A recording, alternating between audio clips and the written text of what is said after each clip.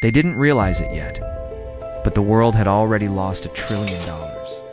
The city was awake, glowing under the cold lights of late evening. But inside a glass tower overlooking Manhattan, one man sat frozen in front of his computer screen. Richard Hale, a senior analyst known for his calmness, felt his heartbeat crawling into his throat. The numbers on his screen weren't just falling, they were collapsing like a building losing its foundation.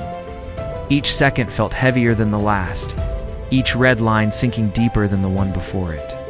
Something was breaking, something far bigger than anyone understood. Richard leaned in, whispering to himself, "No, not this, not now."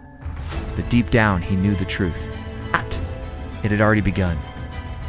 Years earlier, the disaster had started quietly, long before the screens turned red. It started with promises, beautiful, seductive promises. Promises that anyone could own a home, that prices would never fall. The banks had invented a new kind of financial magic that turned risk into profit. The world believed those promises with such confidence that even the skeptics began doubting themselves. Richard remembered the early days. People smiling as they signed papers they didn't understand. Banks celebrating record profits. Politicians proudly calling it a new era of prosperity. Every chart was climbing. Every prediction said the same thing. Up, up, up. And like everyone else, Richard wanted to believe the dream. Who wouldn't? But dreams built on greed are fragile, and this one was cracking from within. Richard had noticed strange patterns, loans given to people who could barely pay rent. Assets so complicated that even experts pretended to understand them, warnings buried under mountains of optimism. He tried to speak up once, but his boss laughed, patted his shoulder, and said, "Relax, Richard. This market is unbreakable."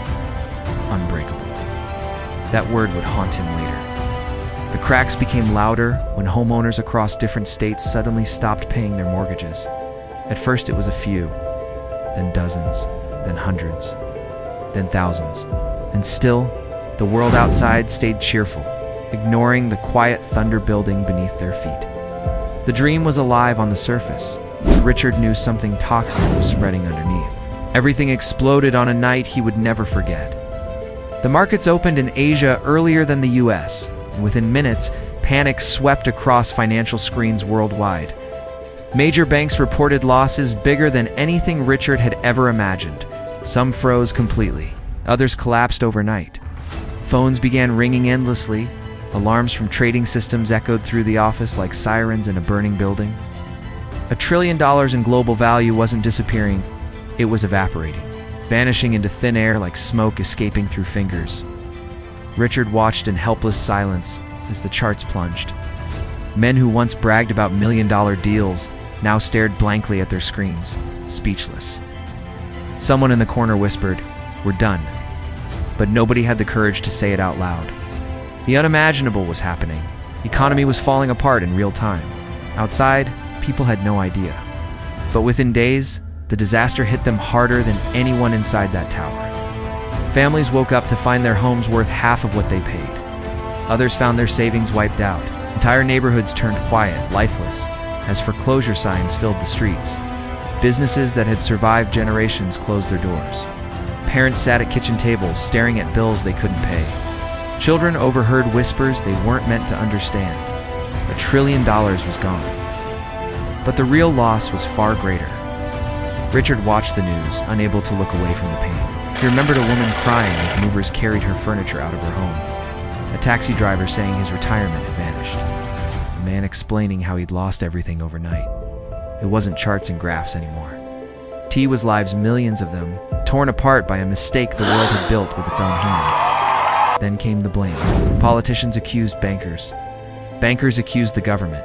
Government accused the people. But Richard knew the truth. No single villain caused this. It was a chain of small decisions, careless approvals, unchecked greed, and blind optimism. Everyone played a part.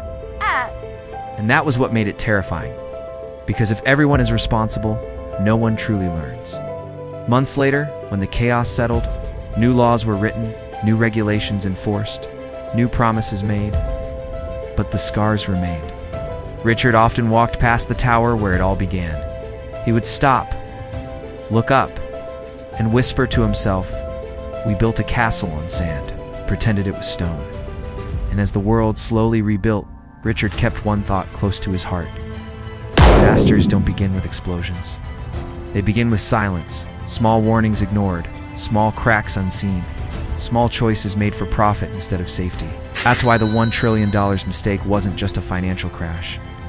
It was a graveyard of trust, of stability, of dreams. And in that graveyard lies the oldest lesson of all. If we forget what brought us here, we'll walk into the same disaster again. This is Graveyard, where the world's darkest financial secrets are buried and unburied. Have you ever heard of the $1 trillion mistake?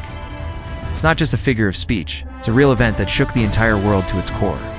This single, colossal error didn't just cost money. It cost livelihoods, futures, and trust in the systems we all rely on. Today, we're going to unravel the story of how this happened, who was responsible, and what it means for all of us, even now. This isn't just a history lesson. It's a cautionary tale that everyone needs to hear. So what was this mistake? It wasn't one single action, but a cascade of disastrous decisions that led to the 2008 global financial crisis. It all started with something that sounded like a good idea, making home ownership accessible to more people. This led to the rise of subprime mortgages. These were loans given to people with poor credit histories, who wouldn't normally qualify for a mortgage. On the surface, it seemed noble. But the problem was how these risky loans were packaged and sold. Imagine taking thousands of these high-risk mortgages, bundling them together into a complex financial product called a mortgage-backed security, or MBS, and then selling them to investors all over the world. The big investment banks on Wall Street were the masterminds behind this. They used complex mathematical models to argue that even if some homeowners defaulted on their loans, the sheer number of mortgages in the bundle would spread out the risk, making the investment safe. To make them even more appealing, they got credit rating agencies, the very institutions meant to assess risk, to stamp these bundles with top-tier triple-O ratings. This was like putting a certified safe label on a ticking time bomb. For a while, the system worked like a charm. The housing market was booming. House prices were constantly going up. If a homeowner couldn't make their payments, they could simply sell their house for a profit, pay off the loan, and walk away with cash. Banks were making a fortune from originating these loans and selling them off. Investors, from pension funds to foreign governments, were snapping up these supposedly safe, high-yield securities. The global economy was drunk on easy credit and a seemingly endless housing boom. Everyone was getting rich, and no one wanted the party to stop. But there were voices of warning, whispers in the wind that something was terribly wrong. A few contrarian investors and economists started looking closer at the numbers. They saw that the foundation of this entire financial skyscraper was built on sand. They realized that the mathematical models were flawed and didn't account for a scenario where the entire housing market could decline at once.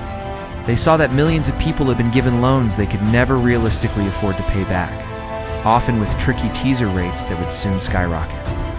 These brave few tried to sound the alarm. They went to the banks, to the regulators, to the media. But they were largely ignored, dismissed as doomsayers who just didn't understand the